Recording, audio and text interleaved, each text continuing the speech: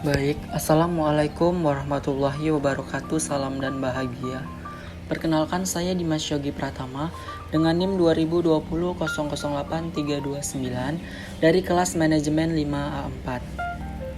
Di sini saya akan menjelaskan tentang transformasi Tesla sebagai bentuk tugas dari descriptive management. Nah, apa sih itu Tesla? Tesla dengan simbol T adalah satuan internasional atau SI dari intensitas magnet. Pada konferensi CGPM, Conference General des Poids et Mesures, di Paris pada tahun 1960.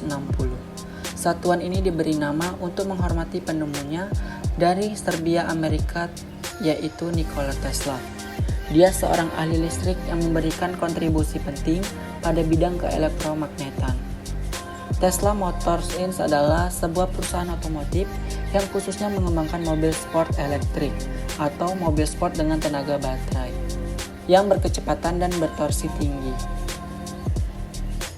Perusahaan ini didirikan oleh dua orang insinyur otomotif pada bulan Juli 2003, yaitu Martin Eberhard dan Max Tarpenning di San Carlos, California, Amerika Serikat.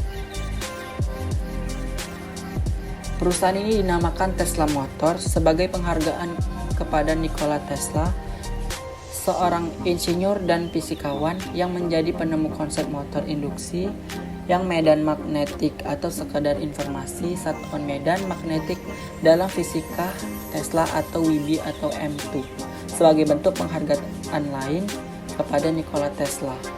Ini terbukti pada mesin utama Tesla Roadster yang menggunakan motor induksi AC atau alternating current atau arus listrik bolak-balik 3 fase buatan Tesla sendiri. Selanjutnya yaitu revolusi ala Tesla, menandai era baru industri otomotif. Kemunculan Elon Musk dan Tesla Inc. yang berkembang pesat sebagai produsen otomotif paling berharga melampaui produsen otomotif legendaris Daimler AG atau perusahaan induk Mercedes-Benz, General Motors, atau bahkan Toyota bisa menandai era baru industri otomotif global. Pencapaian mereka dibentuk oleh pendekatan radikal dan revolusioner yang biasa digunakan pada industri perusahaan rintisan di Silicon Valley atau California, Amerika Serikat. Pendekatan itu seolah menantang sistem lama yang sudah mapan. Saat ini Tesla bernilai hampir 304,6 miliar dolar Amerika Serikat, lebih dari 6 kali kapitalisasi pasar Daimler yang 41,5 miliar euro atau 47,7 miliar dolar Amerika Serikat. Meroketnya Musk dan Tesla mengejutkan banyak orang. Cara kerja Tesla jadi perhatian Daimler AG setelah perusahaan Jerman yang telah berusia 1 abad ini membeli 10% saham Tesla pada tahun 2009 dengan nilai sekitar 50 juta dolar. Sejak itu, para desainer dan insinyur Daimler memperhatikan lebih dekat bagaimana sih Musk dan timnya mengembangkan produk. Sejak itu pula mereka tahu bagaimana Tesla berani mengambil resiko meluncurkan produk yang belum sempurna dan berulang kali memperbaikinya, termasuk perbaikan, pembaruan peranti lunak seperti cara kerja gawai pintar, lalu unduh dan upgrade, menambal kelemahan peranti lunak yang lama.